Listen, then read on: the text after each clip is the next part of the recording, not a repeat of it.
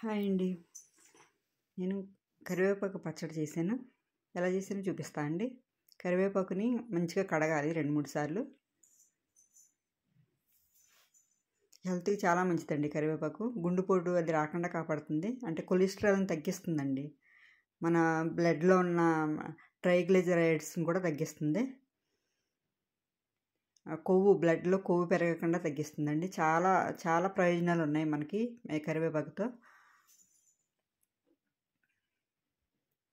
ఇలా ఆరబెట్టి కొంచెం కూడా తడి లేకుండా అండి అయిన తర్వాత కరివేపాకు మన కొలత కోసం అది కారం ఉప్పు ఎంత వేయాలనే దానికోసం కొలత తీసుకుంటున్నాను.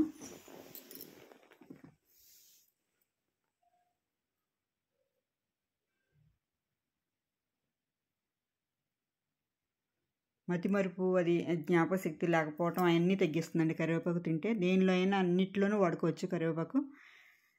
5 కప్పులు కరివేపాకు తీసుకున్నాను.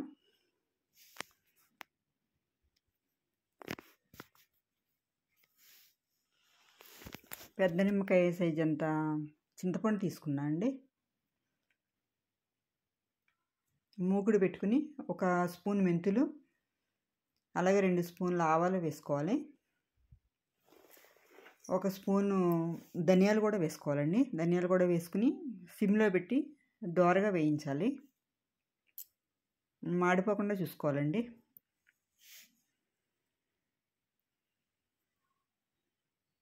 వేడి అన్నంలో 1 స్పూన్ వేసుకునండి డైలీ తింటే చాలా మంచిదండి మన హెల్త్కి.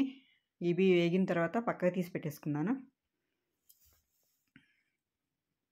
మామూలుగా జుట్టు పెరుగుద్ది, జుట్టు రాలదని అనుకుంటామో ఇంకా చాలా ప్రయోజనాలు ఉన్నాయండి కరివేపాకులో.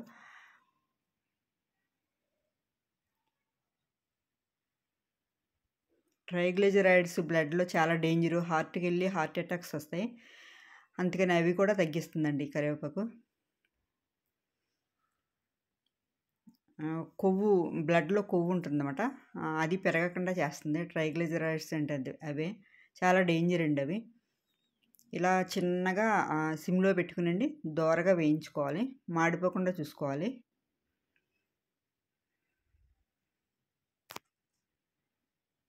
కొంచెం కరివేపాకు కొద్దిగా ఇరుగుతుందా లేదో చూసుకునండి. కొద్దిగా ఇరిగిందంటే ఏగిపోయినట్టే. మన చల్లారే లోపండి ఇంకా బాగా మామూలుగా ఏగిపోతుంది. ఆ వేడికి పక్కకు పెట్టేసుకోవాలి. ఇప్పుడు ఆవాలు మెంతులు మిక్సీ పట్టుకోవాలండి. ఈలోపు కరివేపాకు అది చల్లారే లోపండి చింతపండు ఉడకబెట్టుకుంటున్నాను.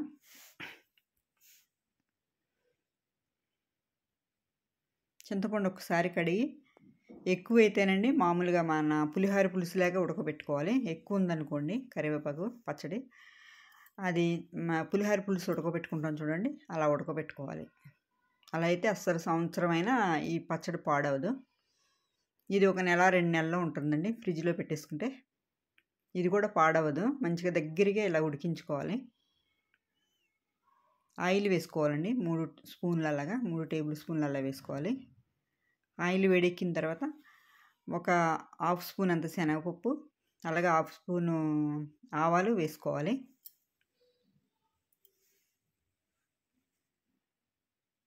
ఒక ఎండుమిర్చి వేసాను. ఒక 10 అలా వెల్లుల్లిపాయలు వేసుకోవాలండి. వెల్లుల్లిపాయలు దంచి వేసుకోవాలి. కొద్దిగా కరివేపాకు వేసుకోవాలి. మీరు కూడా ఇలా చేసుకుని చూడండి. ఈ కరివేపాకు పచ్చడి అయితే టేస్ట్ అయితే బాగుంటుందండి. మళ్ళీ మనకి హెల్త్కి కూడా చాలా మంచిది.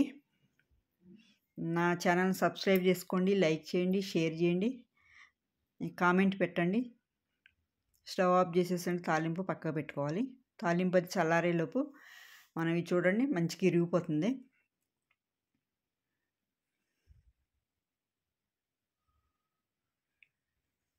కరివేపాకు ఇలా వేపుకోవాలి. మిక్సీ జార్లో వేసుకోవాలండి కరివేపాకు అంతా.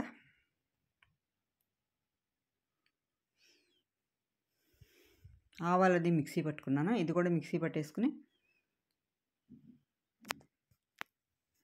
చింతపండు కూడా వేసుకోవాలి అందులో.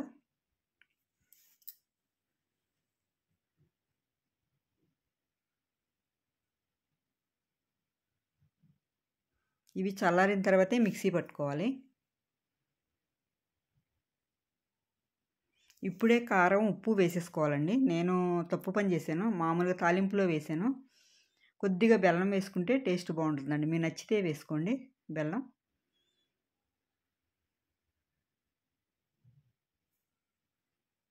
ఉప్పు వేసుకోవాలి. హాఫ్ కప్ కన్నా తక్కువ వేసానండి ఉప్పు. సరిపోతుంది. తర్వాత మీకు సరిపోకపోతే చూసుకుని వేసుకోవాలి. అలాగే కప్పు కారం వేసుకోవాలి. ఇవి రెండునండి మిక్సీ పట్టినప్పుడే వేసేసుకోండి మీరైతే. నాకు కొంచెం ఇబ్బంది అయింది. స్పూన్కి మన గరిటెకి కలవలేదు, చేయి పెట్టాల్సి వచ్చింది.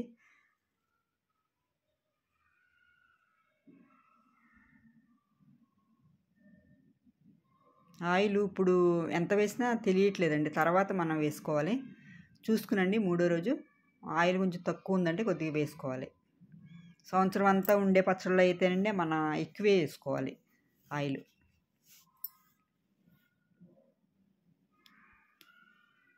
ఇది ఒక 15 రోజులు నెలలో వాడేస్తామండి, సరిపోతుంది. కొద్దిగానే ఉంది కాబట్టి నెల రోజులు 2 నెలల్లో నిలవ ఉంటుందండి ఇది కూడా.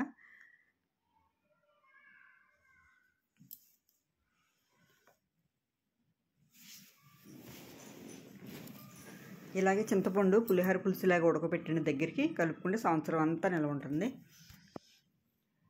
కొద్దిగా ఆయిల్ వేసుకుంటున్నాను.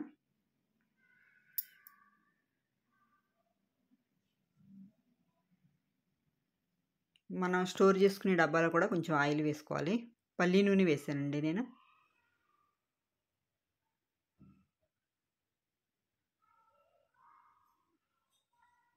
వేడివేడి అన్నంలో ఒక స్పూన్ అలా వేసుకుంటే అండి టేస్ట్ అయితే చాలా బాగుంది.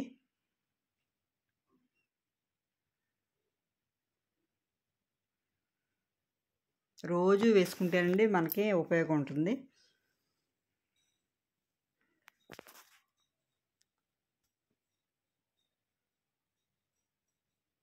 పైన కొంచెం ఆయిల్ చేసుకుని మూత పెట్టేసుకున్నాను. ఈ వీడియో నచ్చితే లైక్ చేయండి, షేర్ చేయండి, నా ఛానల్ని సబ్స్క్రైబ్ చేసుకోండి. Thank you.